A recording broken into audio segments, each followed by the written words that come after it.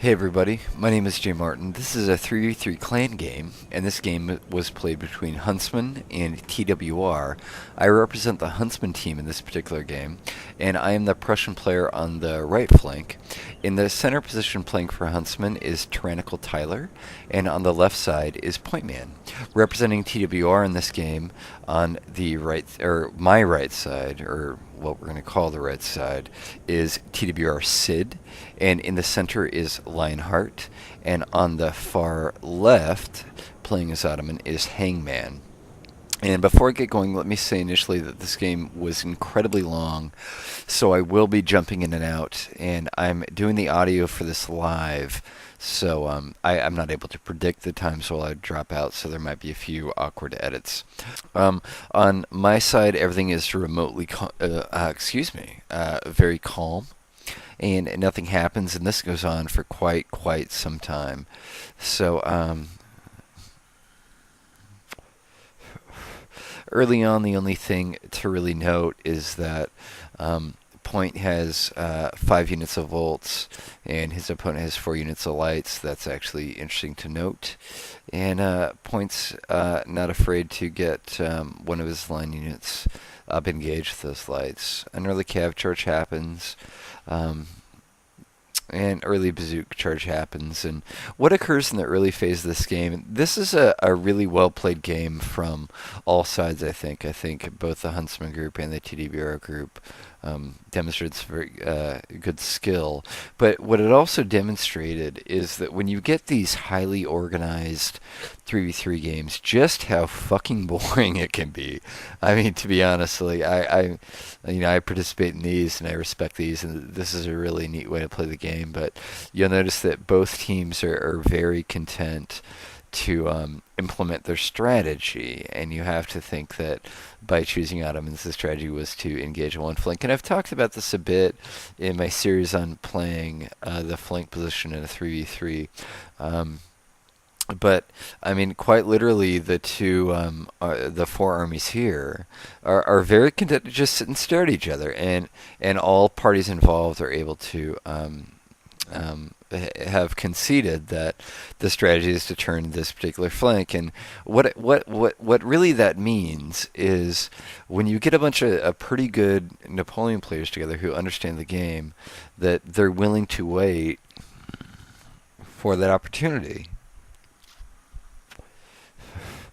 And so the idea for both teams was to try to win on the flank. That's why they brought an Ottoman player. That's why we brought a French player.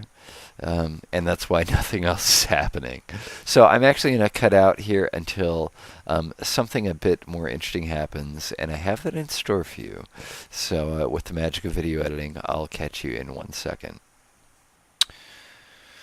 Okay, I want to pick you back up here, and what has happened is that Point has gotten the advantage in the infantry game, and the Prussian player, you can see in the center, has sent a bunch of cav over. A lot of cav, that's 4 units of cav. And Point, if he had been able to continue this action sort of on his own, I'm pretty confident with the momentum that he'd gained, he'd routed Ottoman light infantry, that he would have been able to handle that. And at this point, what occurs is about 6 or 7 enemy cav units crash into his line.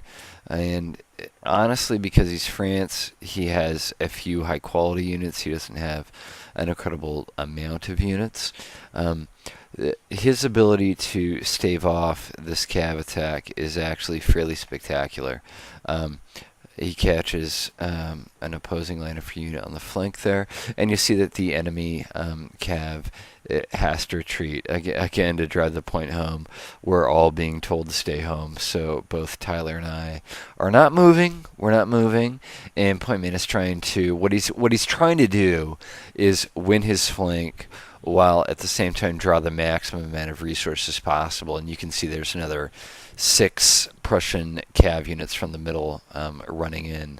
But we're doing pretty good, actually. Point has an infantry advantage still, and the idea is how many resources that we can drain out. So that was kind of the second phase of the battle, is the entrance of the Prussian cav, and point has to reform to figure out how he wants to tackle this obstacle.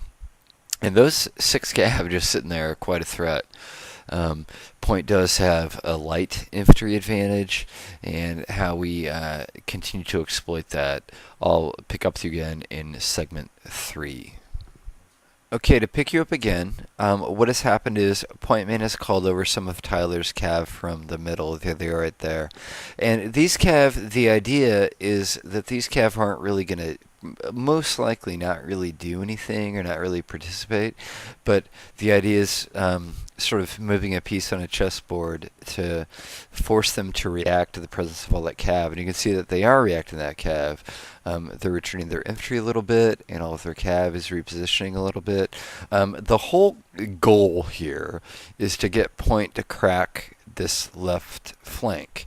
If Point can crack that left flank, then we can roll up the rest of their army fairly easily. So one thing when you're playing a 3v3 game you want to be aware of is the idea that you don't have to keep your own troops in your zone. You want to keep your troops are the most useful across the entire battlefield. And positioning Tyler's cav here, presented quite a threat to these infantry units, which allowed Point to be a bit more aggressive, which is exactly what we were looking for. And that was kind of the next thing that happened in the battle. Again, a magical video edit. Okay, the next phase in the battle occurs when LionHeart in the middle starts moving this foot guard unit over. And that's a really big signal. What's occurring is one of the middle players actually having to shift line infantry over to the left. And right about this time occurs, Point realizes that he's drawn enough units off over to his flank to get things going. And for the record, I mean, that's 6 cav and 1 foot guard from the center that have been shifted over to his position, and he's still doing really good. But what he does when that occurs is he turns Tyler and I loose to get jiggy with our particular opponents. And right about now, I've been sitting on my ass for about half an hour at this point, and I was super psyched just to get the go signal. And what occurs is I get to start to engage my opponent. I might cut out here again as I start the engagement and Tyler starts his engagement, and you can see that I'm moving my lights into firing position. I'll pick you up again in 1 second as soon as the battle on my flank develops. One thing that does occur during this stage of the battle while I begin my assault is I encourage Point to sort of retreat to a more stable line. There's no point there's no point in him getting himself killed in a meaningless gesture if the whole concept was to draw resources. If we couldn't rout the player on the left, the whole idea was to draw resources away from these 2 players. So he does exactly the right thing to give, and that gives myself on the right side a moment to sort of execute my attack. So while you're looking at the minimap, you notice that we'd gain position over here, but Point retreats just essentially to buy time. I mean, it's going to take me a few minutes to conclude the engagement and Tyler to conclude the engagement in the center, even though we're embarking on that effort right now. And that's me moving line to engage the flank of the French player. And my player actually still has all of his cav intact. His cav has not been dispatched to Point Man's area, but the engagement on my side is starting, and I'll leave you there. Just to pick you sort of back up in the action on my flank, at this point I've killed off the majority, I think maybe all of my opponent's light infantry. And, oh no, he has 2 left. He has 2 left. But anyway, the engagement on my side, again, took a really long time. This match took like an hour to play. But he charges cav in there and pulls him back. He uses that. That's actually a really good use of cav. He uses that to get his infantry in and firing. I believe at this point I have a... yeah, I've got 4 cav left. I have 5 cav left, so I'm feeling pretty good about the chances on my flank. My opponent, that's his last cav unit, that's about to die, and his lights are gone, so I have a light advantage. I have a cav advantage. So on my flank, things are going pretty well actually, um, and that's just kind of a peek into what's going on. That's the reserves of my army there. Um, yeah. Oh, dude, I have 6 cav left. That I haven't even used yet. And anyway, that's a pretty powerful tool. And you notice that my guy starts retreating because he senses the defeat coming and tries to reform to a better line, which I respect. It's the right thing to do for him. Point is getting a little aggro on his guy right now, and he's got most of the Ottoman guy finished.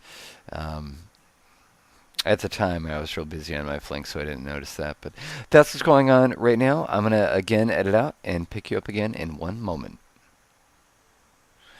Okay, this is me kind of putting the finishing touches on the French guy on my flank. Let me zoom out so you get a better view of it. Um, you know, that's it pretty much. I mean, this guy didn't have any cav left, or I guess he had 1 unit left, but I'm able to leverage my cav, make this guy form square, and with that I can shoot it out with his infantry pretty good. He has a decent melee charge over here. That's a young guard against a foot guard, and I think he wins this, actually, which caused me a bit of a headache. But the writing's on the wall. I think at this point in the battle, my lights were out of ammo, so I was using them as a meat shield, which is fine. But I'm able to leverage my cav to do some pretty offensive things to his line of tree, and I think that's my guy's general that just died, and so my guy's or Sid over there is pretty much dead. So I'm gonna continue to kill Sid for a second or so, and in the middle, Tyler's got a kind of a general engagement going. That's sort of an overhead look at it. Um, I wonder where his lights went. I don't know. Anyway, and Point Man is just continuing to wrap up on the combined Ottoman and Prussian army that he's faced, and again, he faced his own opponent plus about 7 or 8 extra units. So the idea that we were able to put all this together was pretty nice. I believe that those are actually Tyler's Lancers getting in there to finish the job. So we did a pretty good teamwork in this game. I mean, Tyler had his cav over here, and the idea that we had to wait for Point Man to get his assault on, I think is kind of relevant. Or excuse me, relevant. And again, my guy just has 1 unit left. So what we're going to do is kind of wrap up around the center guy who's still there. And this is pretty classic 2v2, or excuse me, pretty classic 3v3. I mean, win on the flanks and then move to the middle. It was frankly pretty boring to play because I had to sit on the flank and not do anything for a little bit. But if that's what it takes for your team to win, then that's how you should do it. And I think that we had really good communication, really good orchestration for this battle. So I'm probably going to cut out to the results screen, but I'll give you as much time as possible to watch our final encirclement of the last enemy player, LionHeart, who is in the center. And there's the results screen. I want to say great game to the TWR guys. Thanks for playing with us. We had a great time. And my partners representing Huntsman, Tyler, and Point Man, thanks for playing with me. I had a great time. And I thought this was a really great game. And I'm sorry the game is so long, so I had to edit it bizarrely. I'll try to put the replay up at TWR Replays, or excuse me, twreplays.com, so you can check it out there if you want more information. And thanks for watching. Leave a comment, rate, subscribe, do any of that shit. And I'll see you later. Bye.